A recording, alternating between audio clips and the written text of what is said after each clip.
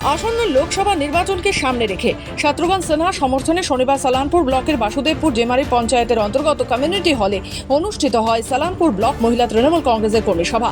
এদিন কর্মী সভায় বিশেষ রূপে উপস্থিত হন আসানসোল লোকসভা নির্বাচনে তৃণমূল কংগ্রেস প্রার্থী শত্রুঘ্ন সিনহার স্ত্রী পুনম সিনহা। তার পাশাপাশি এদিন উপস্থিত ছিলেন বারাবণী বিধায়ক তথা মেয়র বিধান উপাধ্যায়, জেলা মহিলা তৃণমূল কংগ্রেসের সভানেত্রী, জেলা পরিষদ কর্মাধ্যক্ষ মোহাম্মদ আরমান সহ অন্যান্য ব্লকের নেতৃত্বরা।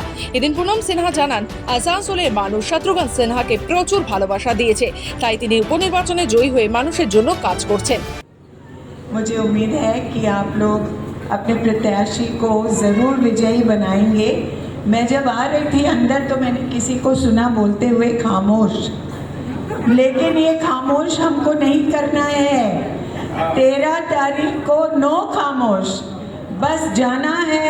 अगर वोट नहीं पड़ रहा है तो लड़ना है और अपना वोट डलवा के आना है। উপস্থিত বিধায়ক বিধান উপাধ্যায় কার্যত তোপ দাগেন বিজেপিকে।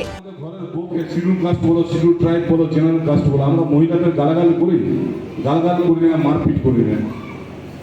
কিন্তু এমন কিছু লোক আসছে প্লেনে করে এসে একটা মহিলাকে খালি গায়ে দিচ্ছে।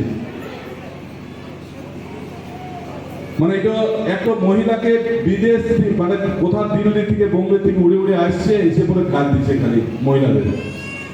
দিদিকে গাল দেওয়া মানে মহিলা শক্তিকে গাল দিয়ে। আসানসোল থেকে রাহুল পাসওয়ানের রিপোর্ট, খবর বাংলা।